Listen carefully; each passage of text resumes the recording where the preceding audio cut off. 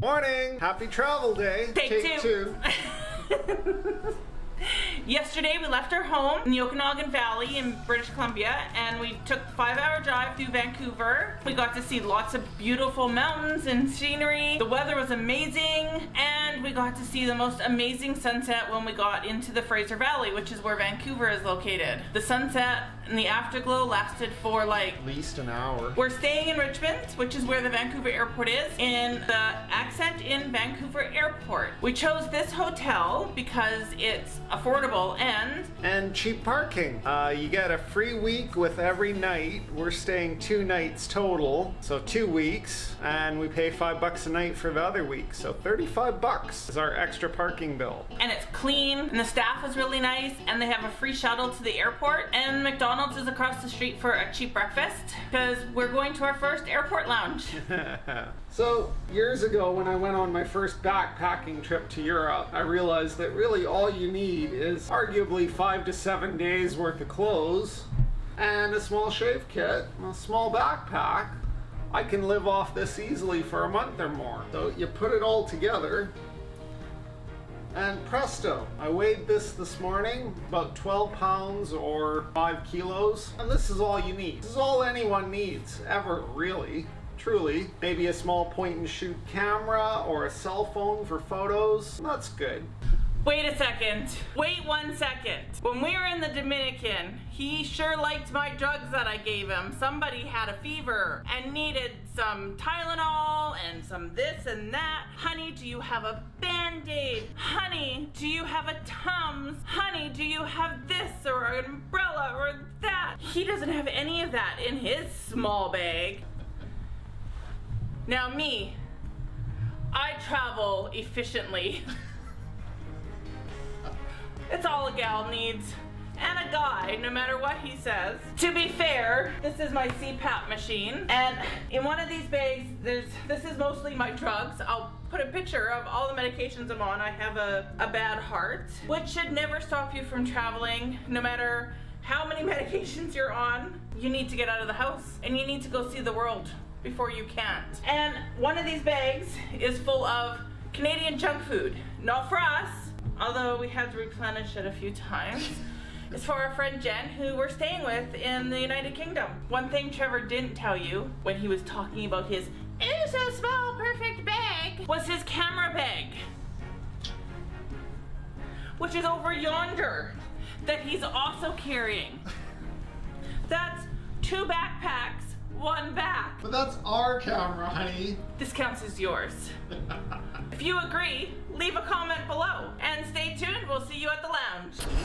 We are in the Plaza Premium Lounge. It's packed in here. There's not even a good place to sit, so we're sharing an area of 4 with some people. There's nowhere to plug in your phone, which is less than what I was expecting by a lot. And as for the food, Trevor's got Japanese curry with rice, chicken and mango with rice, some lasagna and noodles. And here's what I get. That's nothing. They have absolutely nothing that's gluten-free. So that's a little disappointing. Negative check marks for being so busy, no electrical plugins, and no gluten-free. On the bright side, we are flying Air Transat club class and we have a Visa Infinity card, so we got to skip the line to the security line, and there's about 200 people in the security line, and we went to the very front of it.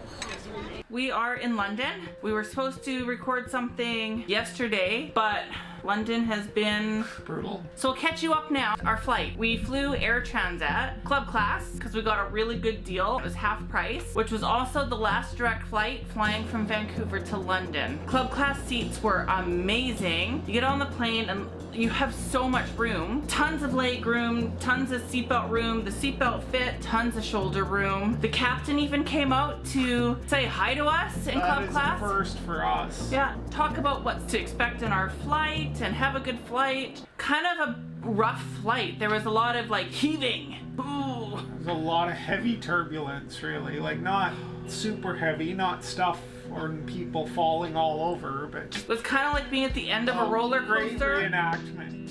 I got motion sick 2 hours in. It was rough. Oh. I got a little sick too. I usually don't. I was pretty green and I had taken a couple, I brought gravel with me, so I took a couple of gravel. First, they had snacks, so Trevor got... Yeah, cheese crackers. And because they had no gluten-free snacks, the waitress offered me chips, which are crisps, or chocolate bar, and I said no because I had my own snacks. And then we were served juice before we left. Unlimited alcohol was involved in our club class. I had a bottle or a glass of sparkling, a couple of glasses of red, and a cognac. I had a soda, sparkling water, and an orange juice. The meal was amazing. They had a gluten-free meal for me. It was roast beef, which was so tender. You can just cut it with your fork and it like melted in your mouth, with mashed potatoes and gravy and fruit for dessert. And Trevor had shepherd's pie with a couple of pieces of bread. Not super special, but good quality. So it was a long 9 hours of not sleeping for me. The cabin temperature was perfect. Yes. It would get a little warm and then some cool air would come through. I got to snuggle with my blanket. It was way better than some of the European flights we've been on where it was like too hot. Now the landing was the second worst landing I've ever experienced in my life. I almost started crying. We were very tired and I was on gravel, but it was rough. It was really rough. It was very overcast and cloudy, but everything was okay in the end. Everyone was safe. Even Trevor looked scared at one point. So we landed at Gatwick Airport, which is just outside of London, and everyone had said, oh, get an Oyster card. It's so easy to get an Oyster card. It was not. We landed in a north terminal. We had to go to the south terminal to catch the Gatwick Express to bring us into London, and you can use your contactless Visa or debit card and just tap to get onto the Gatwick Express, but our cards didn't work for that, so we had to stand in line, and it was crazy. Like, look at all these people. There were so many people. We waited in line for an hour to get our Oyster cards. Then we finally got on the Gatwick Express. We went to Victoria Station and wandered in circles. There's like 5 elevators and they don't go to the same spots. There's 5 separate elevators going to separate floors. So we spent some time in circles. Oh, to get to the underground? Was that what we did? Yes. Yeah. It was 1.1 kilometer to walk, and I thought, no, let's just finish. We're in the underground, so we'll just continue on the underground. It'll take no time to go one stop. We could have walked to the hotel faster than it took for us to get another train to go to our station. Our station was St. James Park.